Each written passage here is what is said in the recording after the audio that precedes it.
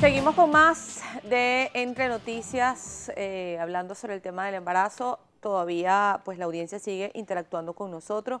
Gracias a la señora Coromoto Andrade por la acotación que nos realiza a través de nuestras redes sociales, @entrenoticiasgb. También Carol Seijas, vamos a estar pendientes para responder tu pregunta con el doctor Ricardo Gómez, ginecólogo obstetra. Gracias por estar aquí, doctor, por amanecer Gracias a usted con por la nosotros. invitación. Hablemos un poquito de los riesgos durante el embarazo. Para las primerizas, hablemos así, o quizás pues para quienes es mucho el tiempo de distancia entre un bebé y el otro, o entre un hijo y el otro, pues de alguna manera viene ese susto, ¿no? Y decir, bueno, ¿cómo llevo esto? ¿Cómo comienzo? ¿Cuáles son los riesgos más recurrentes durante un embarazo en una mujer?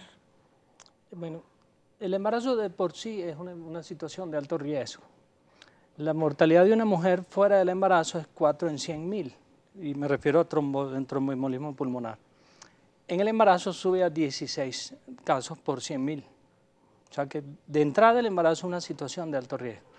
Ahora, dentro del embarazo y antes del embarazo hay riesgos que se van a sumar y pueden conducir a complicaciones propias del embarazo. Básicamente medimos las complicaciones del embarazo en prematuridad fetal, en muerte materna, muerte fetal y cesáreas. La cesárea es un punto final para considerar que hubo una emergencia y una complicación si se hace una cesárea por emergencia. La cesárea electiva no se considera una emergencia y, bueno, como hemos visto, está en auge últimamente. Las complicaciones básicas del embarazo son la preeclampsia y los surrogados, que son trastornos de crecimiento fetal, desprendimiento prematuro de placenta. Esto conduce a la prematuridad. Y problemas metabólicos como la diabetes gestacional. Todos los caminos conducen a Roma, y Roma es una interrupción antes de tiempo. Sin embargo, con un control prenatal, incluso el control preconcepcional, entonces podemos disminuir las complicaciones. ¿Qué es un control preconcepcional? Preconcepcional, vamos a comenzar por ahí. Okay. Dentro de la evaluación previa al embarazo, nosotros podemos detectar factores de riesgo que pueden tener impacto sobre el embarazo, porque el embarazo básicamente exacerba todas las condiciones vasculares y metabólicas que tiene la mamá. Si tenemos enfermedades hipertensivas, reumáticas, enfermedades renales, van a ser exacerbadas durante el embarazo, porque el embarazo exacerba o pide un trabajo extra a los órganos. Y si la reserva funcional de los órganos está limitada, pues entonces estas enfermedades, junto con el embarazo, van a conducir a las complicaciones, que ya dijimos básicamente son cardiometabólicas y hipertensivas. Ahora, doctor, hay una condición también que quizás pudiera ser de mayor riesgo, vamos a decirlo así, el tema pues de la edad de la mujer, quizás algunas enfermedades que ya se vengan, que sean hereditarias también. Sí. Yo nunca he considerado a la mujer añosa, ese término de mayor de 35 años embarazada, como una condición per se de riesgo. Me gusta más hacer una evaluación de la persona, a ver quién es. Evidentemente, a medida que vamos envejeciendo, vamos acumulando enfermedades o enfermedades potenciales, o la reserva funcional va disminuyendo. Sin embargo, si uno no encuentra factores de riesgo, por la edad exclusivamente, a mí no me gusta utilizar ese criterio de complicación o embarazo potencialmente complicable. De hecho, la mayor parte de las pacientes que uno tiene mayor de 35 años llegan a feliz término sin ningún tipo de problema, siempre y cuando no tengan enfermedades previas. Había otra parte de la pregunta. No, y también no solamente las mujeres quizás que están pasadas de los 35 años, ¿qué pasa en estos casos de niñas o de mujeres pues que son muy jóvenes, estos embarazos precoces también, Sí. de alguna manera el riesgo que puede tener? El embarazo en los extremos de la vida siempre va a tener problemas, o por lo menos aumenta el riesgo de problemas, pero el embarazo precoz es en sí un problema, porque aunque Sí, la la mujer palabra lo dice, ¿no? es saludable, digamos porque es una mujer joven y no ha acumulado enfermedades, no ha acumulado agresiones orgánicas, el problema es que no tiene la madurez orgánica ni la madurez mental para un embarazo. Y lo que se ha visto mundialmente es que el embarazo precoz conduce a mayor violencia doméstica, a mayor posibilidades de muerte adolescente, abandono, marginalidad, o sea, pérdida de la capacidad de independencia y de adquirir un nivel intelectual mayor y una preparación académica mejor. A ver, doctor, ¿cómo detectar, pues quizás en el momento en que yo estoy, que inicio me entero que estoy embarazada, voy al especialista, etcétera? ¿Cómo detectar, doctor, a lo largo del camino que pues estoy propensa a un riesgo durante mi embarazo? Quizás hay ciertas patologías o ciertas características que son silenciosas y ya me doy cuenta cuando no tengo más nada que hacer, o hay algo que yo pueda de alguna manera prevenir. Bueno, hemos aprendido en el tiempo, usando la clínica y la ecografía. Ok. Y algunos marcadores plasmáticos, pruebas de laboratorio. Primero, como hemos dicho que el embarazo por sí mismo es un factor de riesgo, toda paciente embarazada puede tener una complicación hasta tanto no se muestre lo contrario. La base inicial es la historia clínica.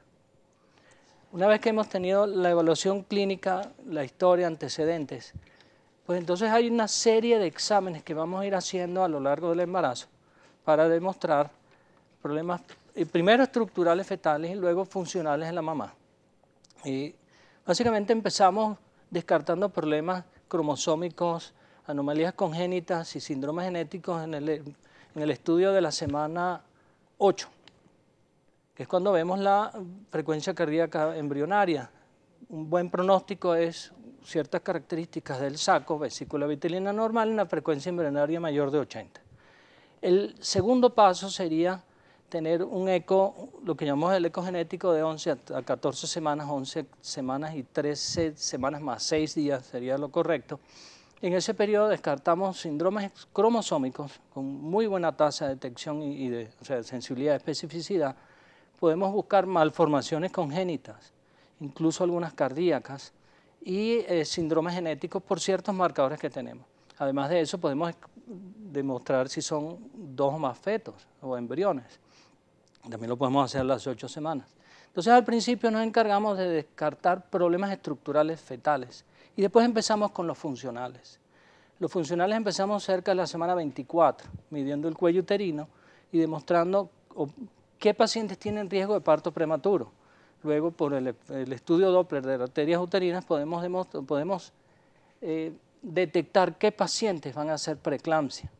Y en ese punto podemos entonces hacer un estudio cardíaco mejor para descartar cardiopatía congénita y últimamente estamos evaluando una neurosonografía para descartar Zika porque aunque una epidemia, el virus sigue. Ahora, la frecuencia con la que uno debería tener este control prenatal, doctor. Según Organización Mundial de la Salud, debemos hacer un control, alrededor de 13 controles durante todo el embarazo. Al principio son mensuales, después son quincenales y finalmente semanal, hasta el término del embarazo, o sea que se desencadena el trabajo de parto o hacemos la interrupción por cesárea. Y básicamente tenemos muy bien estructurado qué vamos a hacer en cada etapa del embarazo, porque hay periodos de tiempo muy particulares para buscar ciertas cosas. Y yo le hago esta pregunta, doctor, porque a veces quizás pues las mujeres decimos, bueno, ya fui la semana pasada, porque ir cada 15 días y todo está tan bien.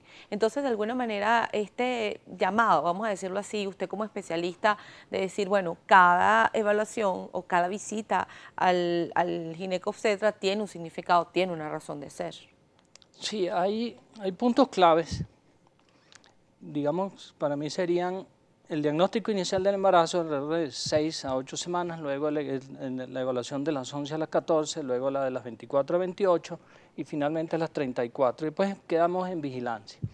Uno como especialista, uno puede adaptar la secuencia de evaluaciones dependiendo del paciente.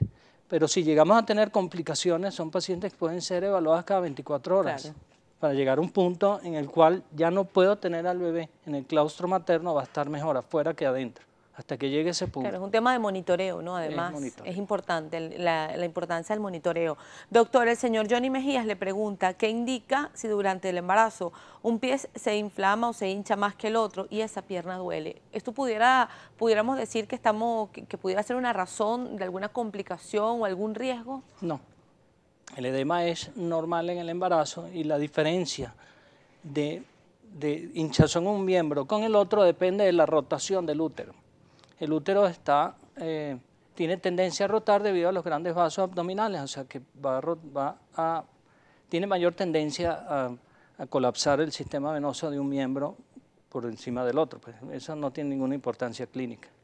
Doctor, otra característica u otra condición que tal vez la mujer pues va presentando durante su vida, su día a día, son algunas enfermedades de tipo genitales y que de alguna manera pudiera esto incidir durante mi momento del embarazo, pudiera ser esto un riesgo más adelante al momento de yo, bueno, de dar a luz o debo tener yo una evaluación de muchísimo mayor cuidado, hablemos de un BPH, por ejemplo, pero eso nos lo va a responder al regreso, doctor. Estamos hablando con Ricardo Gómez, ginecólogo obstetra, hablando un poco de los riesgos durante el embarazo y al regreso vamos a disipar estas dudas con respecto a ciertas enfermedades de transmisión sexual y que pues pudiera influir de alguna manera durante mi embarazo para el nacimiento de mi bebé. Ya venimos con más, recuerden nuestras redes sociales @EntreNoticiasGB con la etiqueta EN Embarazo.